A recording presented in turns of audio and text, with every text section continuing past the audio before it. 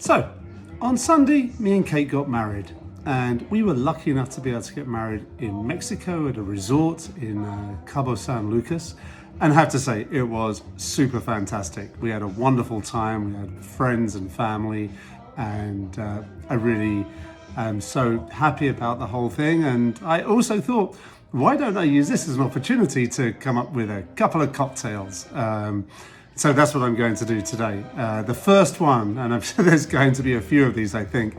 This is just the first one that I'm going to come up with, is one that we had at the resort. And the resort itself is called Hacienda Encantada, but the building we were staying in, and I made everyone stay in this building. Well, me and Kate both did.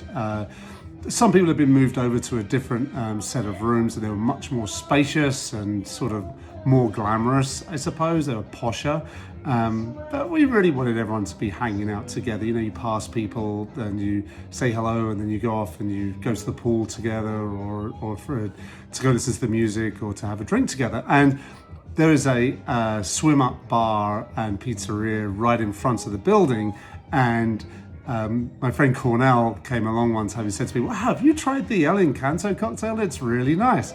I hadn't tried it at that point, but why would you let a good recommendation go to waste? So I tried one, and it was very tasty, and I had more than one of them, and I am going to make that today. It is called El Encanto, which I suppose in Spanish means kind of charm or spell. Interestingly, from Latin, which I think is the roots of this word, it's something to do with singing, you know, chanting, I suppose, enchantment. It comes to, they're all those words are connected. So anyway, it's called El Encanto, and so why don't we just get straight and make it? It's a very refreshing drink for the summer. Little on the sweet side, I think.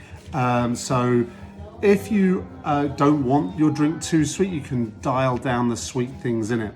But we're going to start off with some mint, and I'm going to put some mint in the bottom of the glass, and I'm going to add if I can see the line in my glass, yes I can, I'm going to add a half an ounce of sugar syrup, and then 2 ounces of gin. My kind of go-to cocktail gin is Beefeater, so we've got a little London element in this.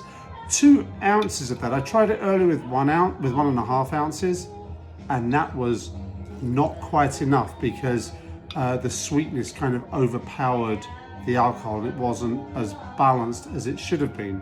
So 2 ounces of that gin, and then we're going to get a muddler here and just muddle in that mint so it breaks open the leaves of mint and really gets the full flavor out. Don't want to do it too much, just enough to kind of gently bruise the leaves and leave that kind of spilling out all over the place. Now the recipe said it has sandia in it, and sandia is Spanish for watermelon, and I wasn't sure if it was watermelon liqueur or just regular watermelon.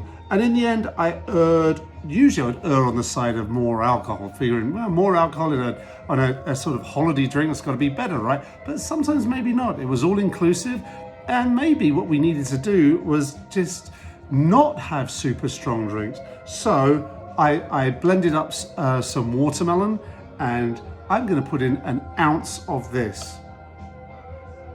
Now it's a bit thick, but I think it'll add the right flavor to it. It'll change the color somewhat to this kind of pinky color, but I think that's okay. I'm going to stir that up, and then I'm going to add some ice to it.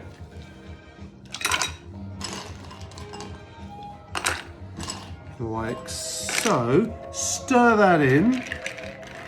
So it's all mixed quite well. And here's the ingredient that I've not used before. I had to go out and get a bottle of this today because I don't possess this non-naturally green spirit. I may have mentioned before, the only spirit that is green naturally rather than with dyes added to it is green chartreuse. But I'm using this famous liqueur. It's a melon liqueur, Midori. It appears in quite a few cocktails, and I thought, why not have this interesting cocktail there as well? And I wasn't quite sure how much to put in, because again, if you put too much in, this drink winds up becoming just way too sweet. So what I'm opting for is approximately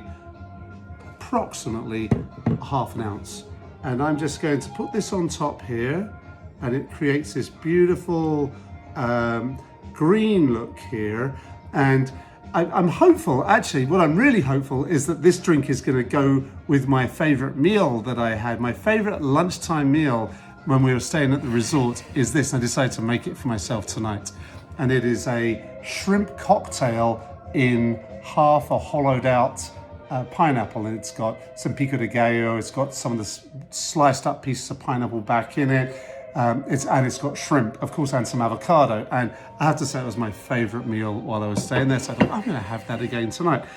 And then I'm gonna add one slight optional extra tonight. I still find that even though I've tried to tone down the sweet, it can be a little cloying otherwise. So what I'm gonna do is add just a little splash of, hear that nice satisfying fizz from my SodaStream bottle.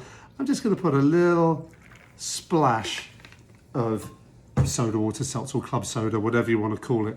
And then in terms of a garnish, I could go a piece of lime, but I wasn't too sure about that. I think what I want is a sprig of mint, because this is a fresh summertime drink. We'll just put that in there like this. There is the drink, and let's see what it tastes like.